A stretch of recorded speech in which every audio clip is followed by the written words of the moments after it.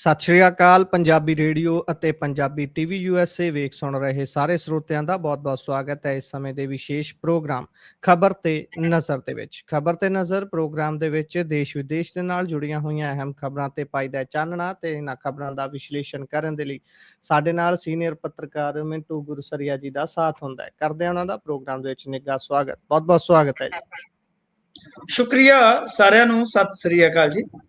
ਸਤਿ ਸ਼੍ਰੀ ਅਕਾਲ ਜੀ। ਅੱਜ ਦੇ ਪ੍ਰੋਗਰਾਮ ਦੇ ਸਪਾਂਸਰਸ ਦਾ ਧੰਨਵਾਦ ਕਰਦੇ ਚੱਲਦੇ ਹਾਂ। ਖਾਲਸਾ ਇੰਸ਼ੋਰੈਂਸ ਲੰਬੇ ਸਮੇਂ ਤੋਂ ਇੰਸ਼ੋਰੈਂਸ ਦੇ ਖੇਤਰ ਦੇ ਵਿੱਚ ਸੇਵਾਵਾਂ ਨਿਭਾ ਰਹੇ ਨੇ। ਸੰਪਰਕ ਨੰਬਰ ਨੋਟ ਕਰ ਸਕਦੇ ਹੋ 408 272 2500। ਟਿਰਕਿਆਣਾ ਇਮੀਗ੍ਰੇਸ਼ਨ ਲਾ ਫਰਮ। ਜੇ ਟਿਰਕਿਆਣਾ ਹੁਣਾਂ ਨਾਲ ਤੁਸੀਂ ਸੰਪਰਕ ਕਰ ਸਕਦੇ ਹੋ ਇਮੀਗ੍ਰੇਸ਼ਨ ਬਾਬਤ ਕਿਸੇ ਵੀ ਤਰ੍ਹਾਂ ਦੀ ਸਲਾਹ ਕਰਨ ਦੇ ਲਈ। Krishan Dhanota Yuba City, Baljinder Singh Nijjar, Woodland GN lube ਵਾਲੇ ਟਰੱਕ ਵਾਸ਼ ਕਰਦੇ ਨੇ, ਆਇਲ ਚੇਂਜ ਕਰਦੇ ਨੇ, 에ਅਰ ਬ੍ਰੇਕਸ ਦਾ ਕੰਮ ਤਸੱਲੀ ਬਖਸ਼ ਕਰਦੇ ਨੇ। ਤੁਸੀਂ ਇਹਨਾਂ ਦੇ ਕੋਲੋਂ ਨਵੇਂ ਪੁਰਾਣੇ ਟਾਇਰ ਵੀ ਖਰੀਦ ਸਕਦੇ ਹੋ। ਲੋਕੇਸ਼ਨ ਸੈਂਟਾਨੇਲਾ ਦੀ ਹੈ। ਨਿੰਮਾ ਸਹੋਤਾ ਹੋਣਾ ਦਾ ਨੰਬਰ ਤੁਸੀਂ ਨੋਟ ਕਰ ਸਕਦੇ ਹੋ। ਨੰਬਰ ਹੈ 209 277 0113। Jaswinder Singh Nagra, Roseville, Avtar Singh Sangha, Yuba City, Baldev Singh Kang, Yuba City. ਬਹੁਤ ਬਹੁਤ ਧੰਨਵਾਦ ਹੈ ਸਾਰੇ ਸਪਾਂਸਰਸ ਦਾ। ਰੁਕ ਕਰੀਏ ਖਬਰਾਂ ਦਾ। ਮਿੰਟੂ ਜੀ, ਸਭ ਤੋਂ ਪਹਿਲੀ ਖਬਰ ਤੇ ਪਾਇਓ ਚਾਨਣਾ। ਅੱਜ ਵਿਧਾਨ ਸਭਾ ਲੱਗੀ। ਵਿਧਾਨ ਸਭਾ ਜਦੋਂ ਸਜਦੀ ਹੈ ਤਾਂ ਬਹੁਤ ਆਸਾਂ ਹੁੰਦੀਆਂ ਨੇ ਆਮ ਲੋਕਾਂ ਨੂੰ। ਖੈਰ ਇਹਨੂੰ ਜੇ ਉਲਟਾ ਲੈ ਲਈਏ, ਮੈਨੂੰ ਲੱਗਦਾ ਬਹੁਤ ਸਾਰੇ ਲੋਕ ਆਸਾਂ ਛੱਡ ਵੀ ਚੁੱਕੇ ਨੇ ਵੀ ਭਾਈ ਕੀ ਹੋਣਾ ਉੱਥੇ ਸਭ ਨੂੰ ਪਤਾ ਹੀ ਹੈ। ਅੱਜ ਜਿਹੜਾ ਤਮਾਸ਼ਾ ਲੱਗਿਆ ਵਿਧਾਨ ਸਭਾ ਦੇ ਵਿੱਚ ਉਹ ਸਭ ਨੇ ਦੇਖਿਆ ਤੇ ਸਭ ਨੇ ਉਸ ਦੇ ਵਿੱਚੋਂ ਆਪਣੇ ਆਪਣੇ ਕਿਆਫੇ ਕੱਢੇ।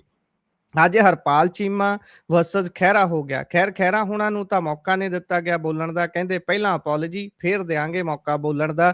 ਤੇ ਉਧਰ ਚੀਮਾ ਹੁਣੀ ਆਪਣੇ ਆਪ ਨੂੰ ਦੱਸੀ ਜਾਂਦੇ ਨੇ ਵੀ ਤੇਰੇ ਵਰਗੇ ਬੜਿਆਂ ਦੀਆਂ ਬਦਮਾਸ਼ੀਆਂ ਕੱਢੀਆਂ ਨੇ। ਮੁੜ ਕੇ ਹੁਣ ਸੋਸ਼ਲ ਮੀਡੀਆ ਤੇ ਇੱਕ ਫੋਟੋ ਵਾਇਰਲ ਕਰੀ ਜਾਂਦੇ ਨੇ। ਕਹਿੰਦੇ ਭਾਈ ਆ ਬਦਮਾਸ਼ੀ ਦੇ ਦਿਨਾਂ ਦੀ ਫੋਟੋ ਹੈ ਖਹਿਰਾ ਚੀਮਾ ਸਾਹਿਬ ਦੀ।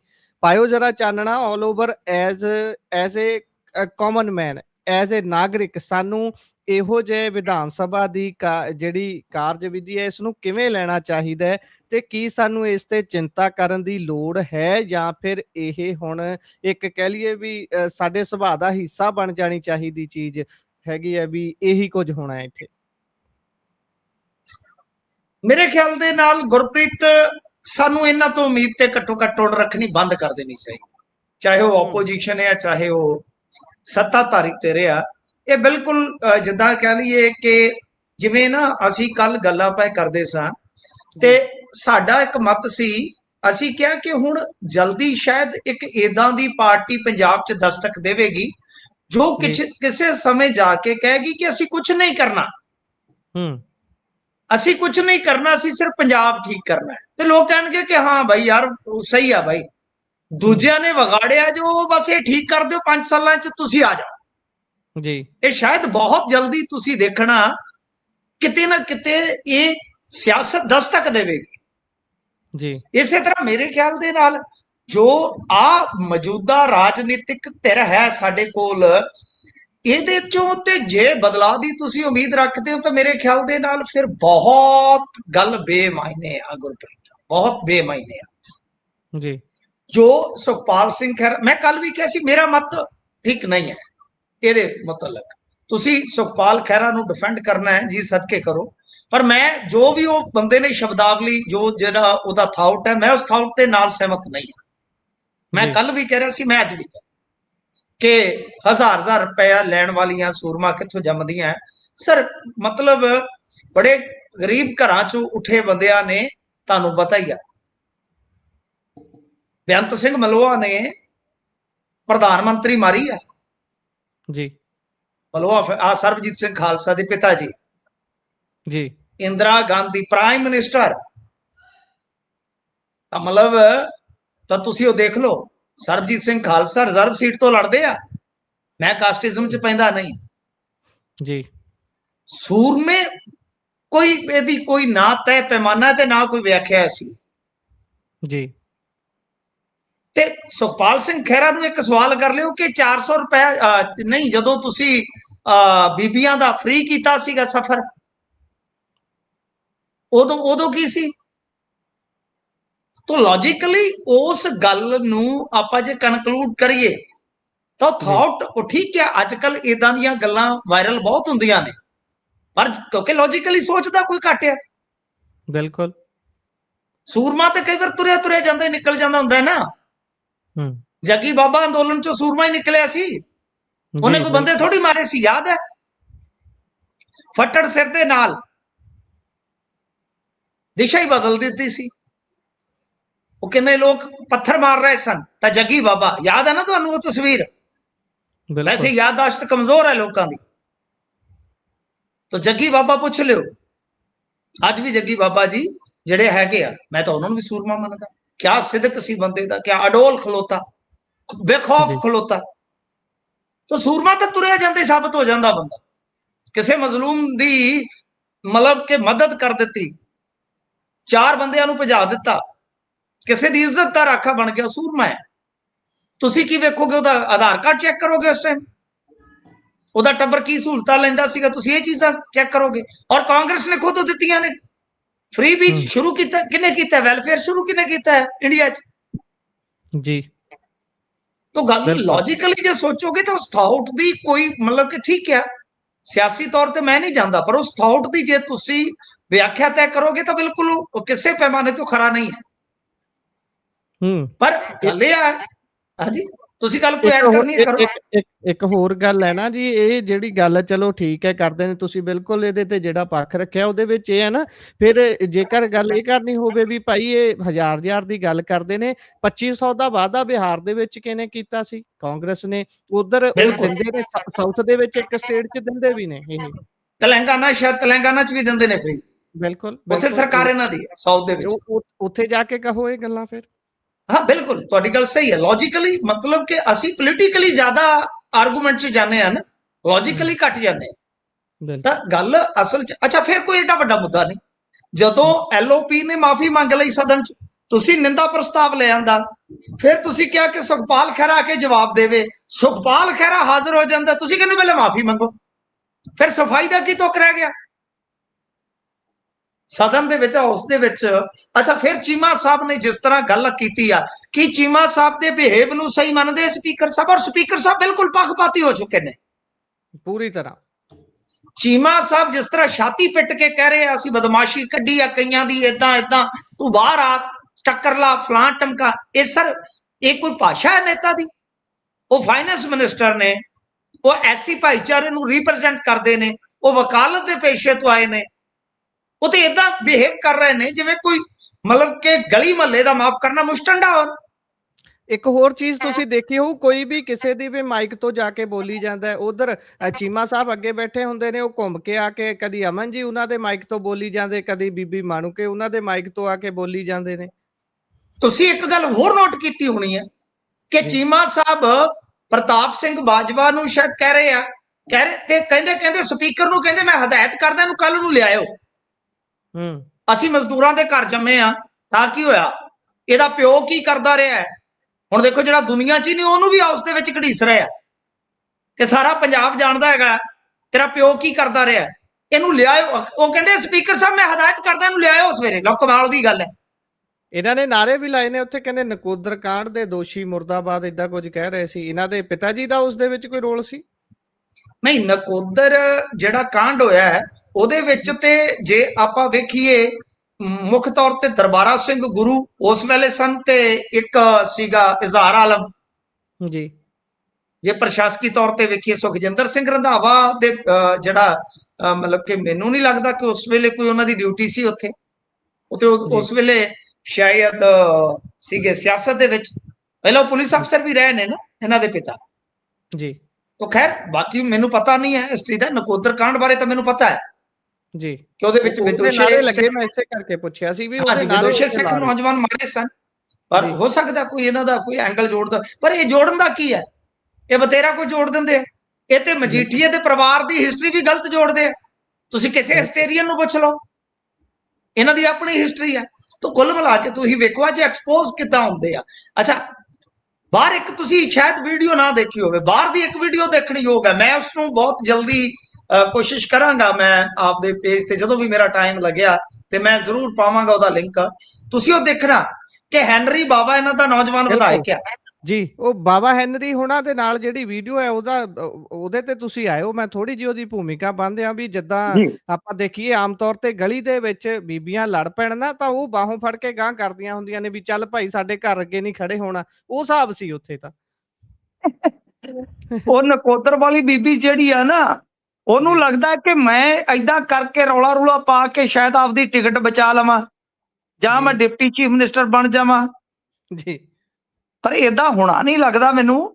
ਅੱਛਾ, ਉਸ ਬੀਬੀ ਦੇ ਆਉਣ ਤੋਂ ਪਹਿਲਾਂ ਉਹ ਵੀਡੀਓ ਨੂੰ ਤੁਸੀਂ ਫਿਰ ਮਿਸ ਕਰਤਾ।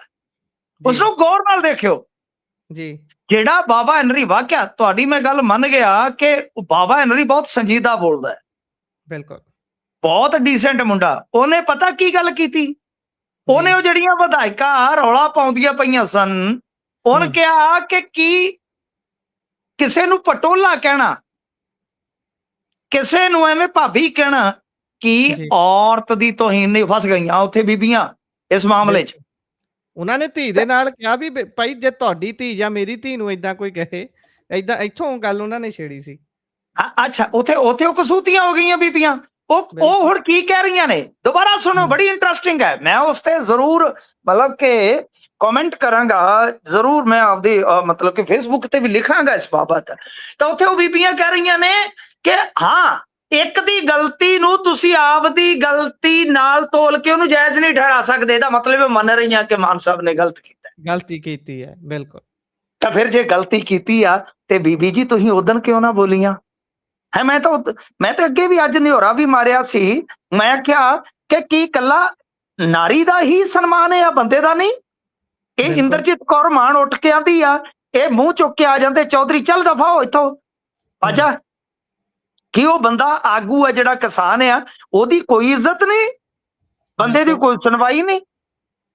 ਤਾਂ ਮਤਲਬ ਸਾਫ਼ ਹੈ ਕਿ ਜਿੱਦਣ ਇੱਕ ਪੱਤਰਕਾਰ, ਨੌਜਵਾਨ ਪੱਤਰਕਾਰ ਪੰਜਾਬ ਦੇ ਵਿੱਚ ਝੂਠੀ ਐਸਟੀ ਦੀ ਸ਼ਿਕਾਇਤ ਲਾ ਕੇ ਤੁਸੀਂ ਅੰਦਰ ਸਟਵਾ ਦਿੱਤੀ, ਉਦੋਂ ਤੁਹਾਡੇ ਚ ਨਾਰੀਵਾਦ ਕਿਉਂ ਨਹੀਂ ਜਾਗਿਆ ਬੀਬੀਓ? ਬਿਲਕੁਲ, ਬਿਲਕੁਲ। ਜਿੱਦਣ ਹਾਈ ਕੋਰਟ ਨੇ ਰਾਤੋਂ ਰਾਤ ਉਹਨਾਂ ਦੀ FIR ਕੈਂਸਲ ਕਰਕੇ ਉਹਦੇ ਲਈ ਜੇਲ੍ਹ ਦਾ ਬੂਹਾ ਖੁਲਵਾਇਆ, ਤੁਹਾਡੇ ਚੋਂ ਕੋਈ ਬੋਲੀ? ਅਸੀਂ ਤਾਂ ਅੱਜ ਵੀ ਸੁਖਪਾਲ ਖਹਿਰਾ ਦੀ ਮਤਲਬ ਕਿ ਗਲਤ ਸ਼ਬਦਾਵਲੀ ਨਾਲ ਮੈਂ ਤਾਂ ਕਈ ਵਾਰ ਸਹਿਮਤ ਹੋਇਆ ਜੀ। ਬਿਲਕੁਲ। ਮੈਂ ਨਹੀਂ ਇਤਫਾਕ ਰੱਖਦਾ, ਮਾਫ ਕਰਨਾ, ਮੈਂ ਨਾ ਮਜੀਠੀਆ ਜੋ ਬੋਲਦੇ ਕਿਸੇ ਨੂੰ ਬੱਬੂ ਗੋਸ਼ਾ, ਕਿਸੇ ਨੂੰ ਬੌਣਾ, ਕਿਉਂ ਜੀ? ਬੋਡੀ ਸ਼ੇਮਿੰਗ ਹੈ ਇਹ। ਬਿਲਕੁਲ। ਨਹੀਂ ਸਹਿਮਤ ਹੋ ਸਕਦੇ ਅਸੀਂ। ਤੇ ਪਰ ਤੁਹਾਡੇ ਮਾਨ ਸਾਹਿਬ ਨੇ ਜੋ ਪਟੋਲਾ ਫਲਾਂ ਟਮਕਾ ਜੋ ਕਿੱਕਲੀਆਂ ਪਾਈਆਂ ਨੇ, ਉਹਦਾ ਇੱਕ ਇਤਿਹਾਸ ਆ, ਇਤਿਹਾਸ ਆ।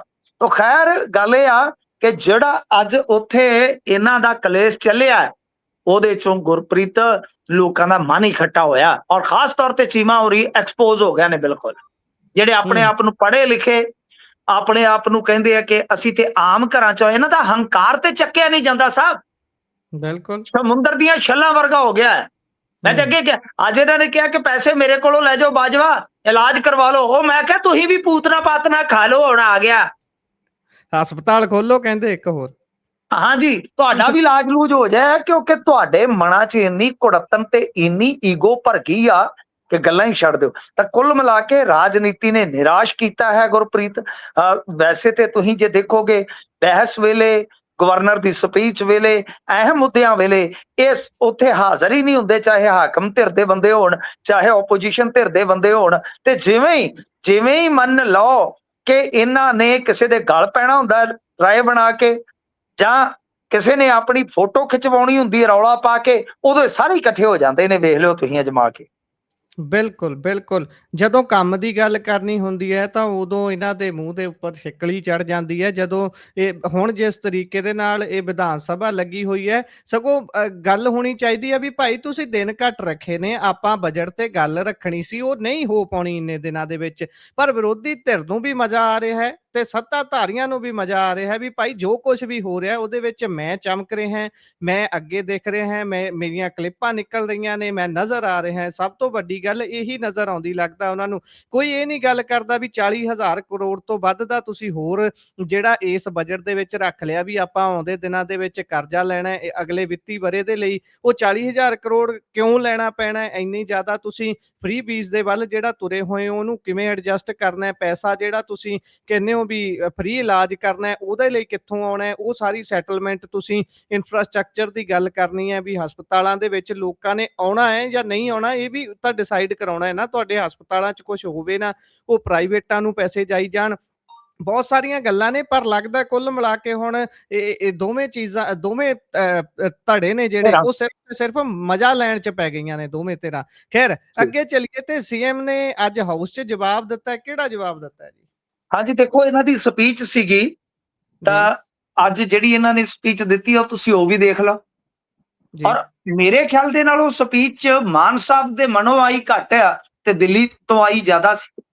ਉਹਦੇ 'ਚ ਜਿਸ ਤਰ੍ਹਾਂ ਰਾਹੁਲ ਗਾਂਧੀ ਦੀ ਭਾਰਤ ਜੋੜੋ ਯਾਤਰਾ ਨੂੰ ਕਿ ਜਿਵੇਂ ਮਜ਼ਾਕ ਦਾ ਪਾਤਰ ਬਣਾਇਆ ਗਿਆ, ਮੈਨੂੰ ਤੇ ਲੱਗਦਾ ਕਿ ਉਹ ਜਿਵੇਂ ਕਹਿ ਲਓ, ਆਪਾਂ ਕਹਿੰਦੇ ਹੁੰਦੇ ਨਾ ਕਿ ਮਿੱਠੂ ਬੋਲੀ ਪੂਰੀ ਬੋਲਦਾ, ਏਦਾਂ ਜਾਪਦਾ। ਉਹ ਕਹਿੰਦੇ ਜੀ ਜਿਹੜਾ ਕੰਮ 3 ਘੰਟਿਆਂ 'ਚ ਜਹਾਜ਼ ਤੇ ਕੀਤਾ ਜਾ ਸਕਦਾ ਹੈ, ਉਹ ਇਹ 3-3 ਮਹੀਨੇ ਲਾ ਦਿੰਦੇ। ਯਾਨੀ ਜਹਾਜ਼ ਦੀ ਇੰਨੀ ਆਦਤ ਪੈ ਗਈ ਆ।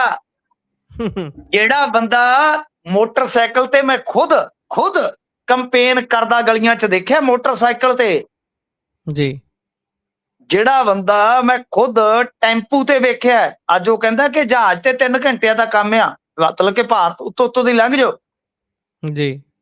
ਤੇ ਨਾਲ ਕਿਹਾ ਕਿ ਮੈਂ ਕਿਹਾ ਜੀ ਸਿਕਿਉਰਿਟੀ ਦਾ ਬੰਦੋਬਸਤ ਕਰ ਦਿਆਂਗੇ, ਵੀ ਆਉਣਾ ਕਿੰਨੇ ਤੁਹਾਨੂੰ ਮਿਲਣ ਵਾਸਤੇ? ਕਹਿੰਦੇ ਜੀ ਆਮ ਜਨਤਾ ਨਾ ਆਵੇ, ਬਾਕੀ ਆਉਣ ਦਿਓ। ਯਾਨੀ ਜਿਸ ਰਾਹੁਲ ਗਾਂਧੀ ਦੇ ਅੱਗੇ ਵਿਛਦੇ ਫਿਰਦੇ ਹੁੰਦੇ ਸੀ, ਤੁਹਾਨੂੰ ਪਤਾ ਹੈ ਨਾ, ਉਹ ਤਸਵੀਰਾਂ ਮਿਲ ਜਾਣਗੀਆਂ। ਅੱਜ ਉਸੇ ਰਾਹੁਲ ਗਾਂਧੀ ਨੂੰ ਨਿਸ਼ਾਨਾ ਬਣਾਇਆ ਜਾ ਰਿਹਾ। ਕਿਉਂ? ਸਭ ਨੂੰ ਪਤਾ ਹੈ, ਸਭ ਨੂੰ ਪਤਾ ਹੈ। ਤਾਂ ਗੱਲ ਅਸਲ ਦੇ ਵਿੱਚ ਇਹ ਆ ਕਿ ਅੱਜ ਮਨਪ੍ਰੀਤ ਬਾਦਲ ਬਾਰੇ ਇਹਨਾਂ ਨੇ ਕਿਹਾ ਕਿ ਉਹ ਤੇ ਅੰਗਰੇਜ਼ੀ ਅਖਬਾਰ ਪੜ੍ਹਦਾ ਹੈ, ਉਹਨੂੰ ਤੇ ਪੰਜਾਬੀ 'ਚ ਅਖਬਾਰ ਮੈਂ ਪੜ੍ਹ ਕੇ ਸੁਣਾਉਂਦਾ ਸੀ। ਲਓ ਦੇਖੋ, ਅੰਗਰੇਜ਼ੀ ਪੜ੍ਹਨੀ ਮਾੜੀ ਗੱਲ ਆ? ਪੰਜਾਬੀ ਦੇ ਅਖਬਾਰ ਤੇ ਜ਼ਿਆਦਾਤਰ ਮਾਨ ਸਾਹਿਬ ਅਸੀਂ ਵੀ ਪੜ੍ਹਨੋਂ ਹਟ ਗਏ। ਜੀ ਕਿਉਂ? ਕਿਉਂਕਿ ਪੰਜਾਬੀ ਦੇ ਬਹੁਤ, ਇੱਕ ਪੰਜਾਬੀ ਦਾ ਅਖਬਾਰ ਉਹ ਇੱਕ ਬੀਬੀ ਚਲਾਉਂਦੀ, ਉਹ ਤੇ ਚਲਾਉਂਦੀ ਤੁਹਾਡੇ ਦਫ਼ਤਰ ਚੋਂ। ਜੀ ਬਿਲਕੁਲ। ਇੱਕ ਤੁਹਾਡੇ ਤੋਂ ਥੋੜਾ ਜਿਹਾ ਵੇਰ ਆ, ਜਲੰਧਰ ਵਾਲਾ ਚੋਪੜਾ, ਤੇ ਤੁਸੀਂ ਉਹਨੂੰ ਚੋਪੜ ਕੇ ਰੱਖਤਾ। ਜੀ ਭਾਜੀ ਨੂੰ ਤੁਸੀਂ ਕਲੀਨ ਚਿੱਟ ਦੇਤੀ। ਟ੍ਰਿਬਿਊਨ ਵਾਲੇ, ਮੈਂ ਤਾਂ ਨਾਂ ਲੈ ਕੇ ਗੱਲ ਕਰਦਾ ਹੁੰਦਾ, ਟ੍ਰਿਬਿਊਨ ਵਾਲੇ ਮੱਖਣ ਮਲਾਈ ਜੀ ਲਾ ਕੇ ਤੇ ਡੰਗ ਸਾਰੀ ਜਾਂਦੇ ਆ। ਉਹ ਤਾਂ ਅੱਜ ਬੈਲ 'ਚ ਕਹਿੰਦੇ ਉੱਤੇ ਗਵਰਨਰ ਬਾਕਸ 'ਚ ਬੈਠੇ ਸੀ। ਹਾਂਜੀ, ਮੈਂ ਉਹੀ ਕਹਿ ਰਿਹਾ ਨਾ ਸਾਹਿਬ ਗੁਰਪ੍ਰੀਤ, ਕਿ ਅਸੀਂ ਤੇ ਆਪ ਪੰਜਾਬੀ ਅਖਬਾਰਾਂ ਤੋਂ ਦੂਰ ਹੋਈ ਜਾਂਦੇ ਆ। ਕਿ ਅੱਧੀਆਂ ਨਿਊਜ਼ ਪੇਡ, ਅੱਧੀਆਂ ਪਲਾਂਟਡ। ਅੰਗਰੇਜ਼ੀ ਅਖਬਾਰ ਦੇਖੋ ਤਾਂ ਬਈ, ਮਤਲਬ ਕਿ ਕੀ ਜਿਹੜੇ ਆ ਤੁਹਾਡੇ ਹੈਗੇ ਨੇ ਚੱਡਾ ਸਾਹਿਬ ਹੋਰੀ, ਪਾਠਕ ਸਾਹਿਬ ਹੋਰੀ, ਇਹ ਪੰਜਾਬੀ ਅਖਬਾਰ ਪੜ੍ਹਦੇ ਆ ਬਈ, ਪੰਜਾਬ ਨੂੰ ਰਿਪਰੈਜ਼ੈਂਟ ਕਰ ਰਹੇ ਨੇ। ਜਿਹੜਾ ਬੰਦਾ ਉਰਦੂ ਜਾਣਦਾ ਹੈ, ਜਿਹੜਾ ਬੰਦਾ ਬਈ ਹਿੰਦੀ ਜਾਣਦਾ, ਜਿਹੜਾ ਬੰਦਾ ਅੰਗਰੇਜ਼ੀ ਪੜ੍ਹਨੀ ਜਾਣਦਾ, ਉਹਨੂੰ ਪੰਜਾਬੀ ਨਾ ਆਉਂਦੀ ਹੋਊਗੀ ਆ ਜੀ। ਤੇ ਮੈਂ ਕਹਿੰਦਾ ਕਿ ਕੱਲ ਨੂੰ ਚੰਗੇ ਹੋਣ ਮਨਪ੍ਰੀਤ, ਵੈਸੇ ਉਹ ਤੁਹਾਨੂੰ ਪਤਾ ਬੋਲਦੇ ਨਹੀਂ ਹੁੰਦੇ, ਜੇ ਬੋਲਦੇ ਹੁੰਦੇ ਤਾਂ ਮੰਜੀ ਟਿਕਾ ਕੇ ਠੋਕਦੇ ਹੁੰਦੇ। ਚੰਗੇ ਹੋਣ ਤਾਂ ਲਾਈਵ ਅਖਬਾਰ ਪੜ੍ਹ ਕੇ ਸੁਣਾ ਦੇਣ ਜੀ, ਬਿਲਕੁਲ ਐਕਸਪੋਜ਼ ਹੋ ਜਾਣਗੇ ਸੀਐਮ ਸਾਹਿਬ। ਅੱਛਾ, ਫਿਰ ਇਹ ਤੋਂ ਇਲਾਵਾ ਮਾਨ ਸਾਹਿਬ, ਸੁਖਬੀਰ ਬਾਦਲ ਤੇ ਬਈ ਇਹ ਤੇ ਐਵੇਂ ਮਤਲਬ ਕਿ ਡਾਇਨਾਸੌਰ ਨੂੰ ਖਿੱਚੀ ਫਿਰਦੇ, ਡਾਇਨਾਸੌਰ ਇਹਨਾਂ ਨੂੰ ਖਿੱਚ ਕੇ ਘਰੇ ਲੈ ਜਾਊਗਾ। ਇਹ ਤਾਂ ਐਵੇਂ ਤੁਰੇ ਫਿਰਦੇ, ਕਈ ਵਾਰ ਹੋ ਸਕਦਾ ਭਲੇਖੇ 'ਚ ਕੱਲ ਨੂੰ ਸ਼ੇਰ ਲੈ ਜਾਣ, ਸ਼ੇਰ ਖਿੱਚ ਕੇ ਇਹਨਾਂ ਦਾ ਟੱਬਰ ਖਾ ਸਕਦਾ। ਕਿਹੜੀਆਂ ਗੱਲਾਂ ਨੇ ਸਾਰੇ? ਤੀਰਥ ਯਾਤਰਾ ਬਾਦਲ ਸਾਹਿਬ ਦਾ ਕਨਸੈਪਟ ਸੀਗਾ। ਮੈਨੂੰ ਇਹ ਗੱਲਾਂ ਕਹਿਣ 'ਚ ਕੋਈ ਗੁਰੇਜ਼ ਨਹੀਂ, ਕੋਈ ਕਿਸ ਪਾਰਟੀ ਨਾਲ ਜਿਵੇਂ ਮਰਜ਼ੀ ਕੋਈ ਜੋੜੀ ਜਾਵੇ, ਆਜ਼ਾਦ ਆ। ਤੀਰਥ ਯਾਤਰਾ ਨੂੰ ਅੱਜ ਜਿਸ ਤਰ੍ਹਾਂ ਇਹਨਾਂ ਨੇ ਪ੍ਰਾਪਤੀ ਦੱਸਿਆ, ਤੀਰਥ ਯਾਤਰਾ ਤੇ ਉਹ ਤੀਰਥ ਯਾਤਰਾ ਜਿਨ੍ਹਾਂ ਦੀ ਮਜ਼ਮਤ ਕਰਦੇ ਰਹੇ ਨੇ ਨੇਤਾਵਾਂ ਦੀ, ਕੀ ਕੋਈ ਗੱਲ ਆ? ਅੱਜ ਫ੍ਰੀ ਬੀਜ਼ ਨੂੰ ਇਹ ਸਲਾਉਂਦੇ ਨਹੀਂ ਥੱਕਦੇ, ਤੇ ਕਿਤੇ ਕਹਿੰਦੇ ਸੀ ਰੁਜ਼ਗਾਰ ਦਿਓ, ਅਗਲਾ ਆਪੇ ਆਪ ਦਾ ਮੋਬਾਈਲ ਲੈ ਲਏਗਾ। ਯਾਦ ਹੈ ਜਦੋਂ ਕਾਂਗਰਸ ਨੇ ਮੋਬਾਈਲ ਦਾ ਲਾਰਾ ਲਾਇਆ ਸੀ?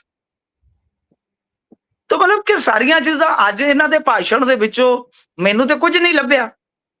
ਠੀਕ ਹੈ ਜੀ, ਇੰਨੇ ਸਕੂਲ ਆਫ ਐਮੀਨੈਂਸ, ਔਰ ਸਕੂਲ ਆਫ ਐਮੀਨੈਂਸ ਤੇ ਖੁਦ ਹਰਜੋਤ ਸਿੰਘ ਬੈਂਸ ਨੇ ਪਿੱਛੇ ਜੇ ਇੱਕ ਤੋਂ ਮਾਫੀ ਮੰਗੀ ਹੈ, ਤੁਹਾਨੂੰ ਯਾਦ ਹੋਏਗਾ। ਯਾਦ ਹੈ ਨਾ, ਸ਼ੈਡ 'ਚ ਚੱਲ ਰਿਹਾ ਸੀਗਾ ਤੇ ਸਟੂਡੈਂਟਾਂ ਤੋਂ ਮਾਫੀ ਮੰਗੀ ਹੈ ਖੁਦ ਸਿੱਖਿਆ ਮੰਤਰੀ ਨੇ। ਔਰ ਸਿੱਖਿਆ ਮੰਤਰੀ ਦੀ ਇੱਕ ਖਾਸੀਅਤ ਆਪਾਂ ਨੂੰ ਸਲਾਉਣੀ ਪਊਗੀ, ਕਿਉਂ ਉਹ ਅੱਜ ਕੱਲ ਕੰਟਰੋਵਰਸ਼ਲ ਨਹੀਂ ਹੁੰਦੇ, ਮਾਫੀ ਮੰਗ ਲੈਂਦੇ ਨੇ। ਉਹ ਇਸ ਤਰ੍ਹਾਂ ਦੀ ਕੋਈ ਬੇਹੂਦਗੀ ਵਾਲੀ ਗੱਲ ਵੀ ਨਹੀਂ ਕਰਦੇ। ਤਾਂ ਮਤਲਬ ਕਿ ਜਿਸ ਤਰ੍ਹਾਂ ਇਹਨਾਂ ਨੇ ਆਪਦੀਆਂ ਪ੍ਰਾਪਤੀਆਂ ਗਿਣਾਈਆਂ, ਉਹਨਾਂ ਦੇ ਵਿੱਚ ਕਈ ਕਿਸਮ ਦੇ ਸਵਾਲ ਹੈ। ਅੱਜ ਸੰਤ ਰਾਮ ਉਦਾਸੀ ਨੂੰ ਯਾਦ ਕਰ ਰਹੇ ਸਨ ਜੀ, ਕਿਰਤੀਆਂ ਦੀ ਗੱਲ ਕਰ ਰਹੇ ਸਨ, ਮਜ਼ਦੂਰਾਂ ਦੀ ਗੱਲ ਕਰ ਰਹੇ ਸਨ। ਪਰ ਤੁਸੀਂ ਤੇ ਲੇਬਰ ਵਾਸਤੇ ਬਜਟ ਦੇ ਵਿੱਚ ਕੀ ਰੱਖਿਆ? 0.21 ਕਰੋੜ। ਬਲਕਿ ਜੋ ਮਾਨ ਸਾਹਿਬ ਨੇ ਅੱਜ ਭਾਸ਼ਣ ਦਿੱਤਾ ਉਹਦੇ ਵਿੱਚ ਕਿਤੇ ਨਾ ਕਿਤੇ ਤਨਕੀਦ ਜ਼ਿਆਦਾ ਸੀਗੀ, ਉਮੀਦ ਘੱਟ ਸੀ। ਉਹਦੇ ਵਿੱਚ ਭਵਿੱਖ ਬਾਰੇ ਕੀ ਕਰਨਾ, ਬਸ ਇਹੋ ਆ ਕਿ ਬਾਈ 47 ਤੱਕ ਇਹ ਭੁੱਲ ਜਾਓ, 47 ਤੱਕ ਅਸੀਂ ਆਵਾਂਗੇ। ਉਹੀ ਗੱਲ ਜਿਵੇਂ ਮੋਦੀ ਸਾਹਿਬ ਕਹਿੰਦੇ ਆ, ਅਸੀਂ ਉਹਨਾਂ ਨੂੰ ਕੋਈ ਗੱਲ ਕਰ ਲਈ, ਉਹ ਕਹਿੰਦੇ ਭਾਰਤ ਵਿਕਸਿਤ ਹੋ ਜਾਏਗਾ 47 ਚ। 47 ਚ ਪਤਾ ਨਹੀਂ ਅਸੀਂ ਰਹਿਣਾ ਕਿ ਨਹੀਂ ਰਹਿਣਾ। ਮਤਲਬ ਕਿ 47 ਤੱਕ ਭੁੱਖੇ ਮਰੀ ਚਲੋ, ਅੰਮ੍ਰਿਤ ਕਾਲ ਚੱਲ ਰਿਹਾ ਹੈ, ਤਾਂ 47 ਚ ਜਾ ਕੇ ਵੀ ਦੇਸ਼ ਵਿਕਸਿਤ ਹੋ ਜਾਏਗਾ। ਕਮਾਲ ਦੀ ਗੱਲ ਹੈ ਯਾਰ। ਉਦਾਂ ਦਾ ਛਣਕਣਾਏ ਵਜਾਣ ਲੱਗ ਪਏ ਨੇ ਕਿ ਨਹੀਂ ਜੀ 47 ਤੱਕ ਤੇ ਉਮੀਦ ਹੀ ਲਾ ਦਿਓ। ਤਾਂ ਖੈਰ ਇਹਨਾਂ ਦੇ ਭਾਸ਼ਣ ਦੇ ਵਿੱਚ ਵੀ ਅੱਜ ਟਕੋਰਾਂ ਤਨਜ਼ਾਂ ਜਾਂ ਸ਼ਹਿਰੋ ਸ਼ਾਇਰੀ ਵਧੇਰੇ ਸੀ। ਭਵਿੱਖ ਦੀ ਜੋ ਘਾੜਤ ਅਸੀਂ ਘੜਨੀ ਆ ਉਹਦਾ ਕਿਤੇ ਨਾ ਕਿਤੇ ਅੱਜ ਲੈ ਕੀ ਸੀਗਾ ਉਹਦੇ ਵਿੱਚ ਵੀ। ਜੀ 47 ਤੋਂ 57 ਤੇ 57 ਤੋਂ 67 ਵੱਲ ਨੂੰ ਕੰਮ ਜਾਈ ਜਾਣਾ, ਲੋਕਾਂ ਨੇ ਉੱਥੇ ਕੀ ਰਹਿਣਾ ਹੈ। ਖੈਰ ਅੱਗੇ ਵਧੀਏ। ਪੰਜਾਬ ਦੇ ਵਿੱਚ ਗੈਸ ਦੀ ਕਿੱਲਤ ਆਉਣੀ ਸ਼ੁਰੂ ਹੋ ਗਈ ਹੈ। ਪਰੇਸ਼ਾਨੀ ਵੈਸੇ ਹੋਰ ਸਟੇਟਾਂ 'ਚ ਵੀ ਖਾਸੀ ਦੇਖ ਰਹੇ ਆ, ਕਹਿੰਦੇ ਕਿਲੋਮੀਟਰ ਤੋਂ ਵੀ ਲੰਬੀਆਂ ਲਾਈਨਾਂ ਕਈ ਸਟੇਟਾਂ 'ਚ ਦੇਖੀਆਂ ਜਾ ਰਹੀਆਂ ਨੇ।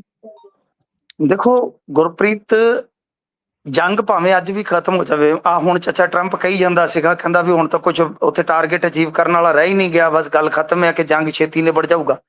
ਮੈਂ ਇੱਕ ਗੱਲ, ਅੱਛਾ ਜਿੱਦਣੇ ਜੰਗ ਲੱਗਾ ਸੀ ਮੈਂ ਉਸ ਦਿਨ ਹੀ ਕਹਿਤਾ ਸੀਗਾ ਕਿ ਇੰਡੀਆ ਦੇ ਵਿੱਚ ਟਰਾਈ ਮਚੇਗੀ। ਮੈਂ ਅੱਜ ਇੱਕ ਹੋਰ ਗੱਲ ਕਹਿਣਾ ਤੁਹਾਨੂੰ, ਜੰਗ ਹੁਣੇ ਹੀ ਮਤਲਬ ਕਿ ਸਾਡੇ ਇਸ ਪ੍ਰੋਗਰਾਮ ਦੇ ਦੌਰਾਨ ਨਹੀਂ ਰੁਕਣ ਦਾ ਭਾਵੇਂ ਸਮਾਚਾਰ ਆ ਜਾਵੇ, ਪਰ ਇੰਡੀਆ ਦੀ ਹਾਲਤ 20 ਮਾਰਚ ਤੋਂ ਬਾਅਦ ਬਹੁਤ ਬੁਰੀ ਹੋ ਜਾਏਗੀ। ਕਿਉਂ? ਕਿਉਂਕਿ ਖੜੇ ਪੈਰ ਜਦੋਂ ਗੈਸ ਤੇ ਜਾਂ ਤੇਲ ਦੇ ਖੂਹ ਬੰਦ ਹੋ ਜਾਂਦੇ ਨੇ ਨਾ, ਤਕਨੀਕੀ ਤੌਰ ਤੇ ਸਮਝਿਓ ਉਹਨਾਂ ਨੂੰ ਚਲਾਉਣ ਵਾਸਤੇ ਟਾਈਮ ਲੱਗਦਾ ਹੈ। ਇਹ ਕੋਈ ਬਿਜਲੀ ਦਾ ਸੁੱਚ ਥੋੜੀ ਹੈ। ਸਪਲਾਈ ਲਾਈਨ ਬਹਾਲ ਕਰਨ ਲਈ ਟਾਈਮ ਲੱਗਦਾ ਹੈ, ਕਿਉਂਕਿ ਸਪਲਾਈ ਖੂਹ ਤੋਂ ਲੈ ਕੇ ਤੇ ਆਪਣੇ ਪਿੰਡ ਦੀ ਜੂਹ ਤੱਕ ਆਉਣੀ ਹੈ। ਹਿਸਾਬ ਲਾ ਲਓ, ਬਿਲਕੁਲ ਸਾਊਦੀ ਕਤਰ ਦੇ ਖੂਹ ਤੋਂ ਉਹ ਤੁਹਾਡੇ ਪਿੰਡ ਦੀ ਜੂਹ ਤੱਕ ਆਉਣੀ ਹੈ। ਸੋ ਇਸ ਵਾਸਤੇ ਤੈਅ ਹੈ ਕਿ ਇੰਡੀਆ ਦੀ ਬੁਰੀ ਹਾਲਤ ਹੈ। ਜੇ ਤੁਸੀਂ ਦੇਖੋਗੇ ਫਰਨਿਸ ਵਾਲਾ ਜਿਹੜਾ ਮੋਰਬੀ ਦੇ ਵਿੱਚ ਆ, ਉਹ ਤਾਂ ਕੱਲ ਹੀ ਖਲੋਗੇ ਜਿੱਥੇ ਟਾਈਲਸ ਵਗੈਰਾ ਬਹੁਤ ਬਣਦੀਆਂ ਨੇ। ਆਪਣੇ ਪੰਜਾਬ ਦੀ ਜਿਹੜੀ ਐਕਟੀਵਿਟੀ ਆ ਖਾਸ ਤੌਰ ਤੇ ਫੈਕਟਰੀਆਂ ਦੀ ਬੰਦ ਹੈ ਜੀ। ਰੈਸਟੋਰਾਂ ਜਿਨ੍ਹਾਂ ਨੂੰ ਰੈਸਟੋਰੈਂਟ ਆਪਾਂ ਕਹਿੰਦੇ ਆ, ਇਹ ਚੀਜ਼ਾਂ ਹੋਟਲ ਰਗੜੇ ਪਏ ਨੇ। ਔਰ ਹੋਟਲ ਐਸੋਸੀਏਸ਼ਨ ਨੇ ਤੇ ਇੱਥੋਂ ਤੱਕ ਕਿਹਾ ਹੈ ਕਿ ਆਉਣ ਵਾਲੇ ਦਿਨਾਂ 'ਚ ਜਿਹੜਾ 6 ਲੱਖ ਹੋਟਲ ਹੈ ਉਹ ਇਸ ਮਾਰ ਦੀ ਜ਼ਦ 'ਚ ਆ ਜਾਏਗਾ ਜੀ। ਤੋ ਇਸ ਵਾਸਤੇ ਜੇ ਤੁਸੀਂ ਘਰੇਲੂ ਖਪਤਕਾਰ ਦੀ ਗੱਲ ਕਰੋਗੇ ਤਾਂ ਸ਼ਹਿਰਾਂ ਦੇ ਵਿੱਚ ਘਰੇਲੂ ਗੈਸ ਦੀ ਵੀ ਕਿੱਲਤ ਸ਼ੁਰੂ ਹੋ ਗਈ ਹੈ।